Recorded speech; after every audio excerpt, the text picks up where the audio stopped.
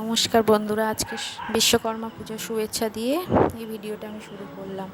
আজকে ভিডিওর বিষয় হলো রান্না পুজো। দেখো রান্না পুজোয় কী কী রান্না হচ্ছে দেখো, সবটা আমি একটু এক জায়গায় সাজিয়ে দেখিয়ে নিলাম প্রথমে, তারপর আমি আলাদা আলাদা করে একটা একটা করে দেখাবো।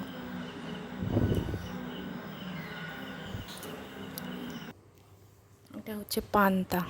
পান্তা নামটা শুনতে যেমন সুন্দর, খেতেও তেমন সুন্দর। বলো তোমাদের কাদের কাদের পছন্দ, কমেন্ট করে জানিও কিন্তু।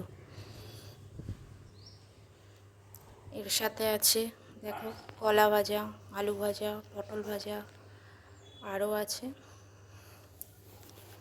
কুমড়ো ভাজা, বেগুন ভাজা, তার সাথে হচ্ছে নারকেল ভাজা। যতটা সম্ভব হলো দেখালাম। এটা হচ্ছে কচু শাক নারকেল দিয়ে। এটা ইলিশ মাছের ঝাল। ইলিশ মাছটা ভাজা আমরা রাখি না, কারণ পরের দিন খাওয়া তো ওটা একটু শক্ত হয়ে যায়, ওই জন্য একটু সর্ষে বাটা দিয়ে ঝাল করে রাখলে খাওয়ার সময় ঠিকঠাক থাকে। এটা মুসুরির ডাল। এটা হচ্ছে রুই মাছ, এটাও ঝাল,